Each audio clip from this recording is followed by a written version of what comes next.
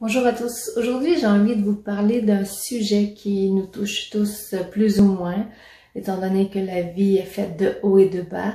Je parle de cette période que moi, je nomme nuage noir, c'est-à-dire où on vit une situation qui prend toute notre tête et on sent ici la grosse boule constamment à longueur de journée.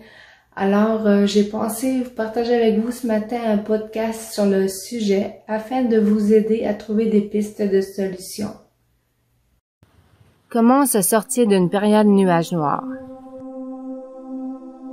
Vous vivez peut-être présentement une période difficile qui prend toute la place et vous empêche de vous sentir bien dans votre quotidien.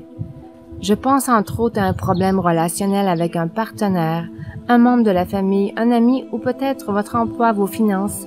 Les problèmes peuvent être différents, mais les solutions, elles, sont passablement les mêmes. Tout d'abord, il faut se poser la question pour vrai, à savoir si cette tempête intérieure est réellement justifiée ou si c'est le fruit de notre imagination. Vous savez, notre tendance à en rajouter. Il faut apprendre à se détacher peu à peu de la situation actuelle qui, je sais, est bien réelle, pour amener son esprit à travailler dans la zone de « qu'est-ce que je veux ». Attention ici, il est toujours préférable d'y aller avec une liste de sentiments désirés, d'état d'esprit, plutôt qu'une liste de biens matériels par exemple. Pourquoi? Parce que cela donne plus de latitude, plus de liberté à l'univers pour apporter la solution juste et parfaite.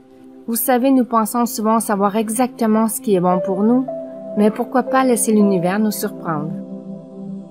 Ainsi, ce qu'il faut faire pour passer d'une déprime, d'une colère, d'une crainte à un sentiment plus harmonieux est de vibrer comment on désire, comment on veut se sentir tout simplement, le vibrer fort et le vibrer souvent.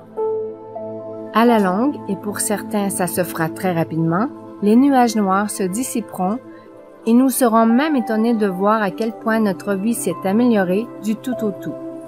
En résumé, arrêtez de focaliser sur le bobo et mettre l'emphase sur l'état d'esprit désiré.